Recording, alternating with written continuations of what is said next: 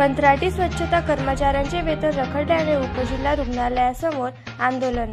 कळवण येथील उपजिल्हा रुग्णालयातील स्वच्छता कर्मचाऱ्यांचे नोव्हेंबर व डिसेंबर महिन्याचे वेतन रखडल्याने या आंदोलनात कर्मचाऱ्यांनी त्यांचे बाकीचे वेतन त्वरित दिले जावे यासाठी कळवण येथील उपजिल्हा रुग्णालयासमोर आंदोलन सुरू केले आहे।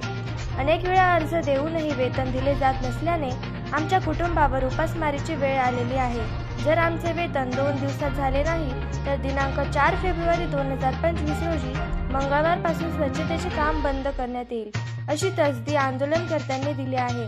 नाशिक जिल्ह्यातील सर्व कंत्राटी स्वच्छता कर्मचारी यांचे 3 महिन्यापासूनचे पगार नाही व कंत्राटदार आम्हाला 6 ते 7 हजार पगार देतात। त्या पगारामध्ये आमच्या मुलांचे शिक्षण व कुटुंबाचे भागत नाही।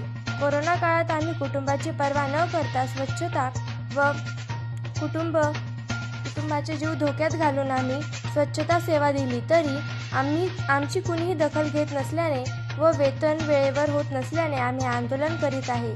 आम्ही सर्व कर्मचारी सरकारला विनंती करतो की आमच्या कुटुंबाकडे पाहावे, अशी भावनिक विनंती देखील त्यांनी केली आहे। गिरणा वार्ता न्यूजसाठी पुंजाराम खांडवी, पुनत खोरे, कळवण।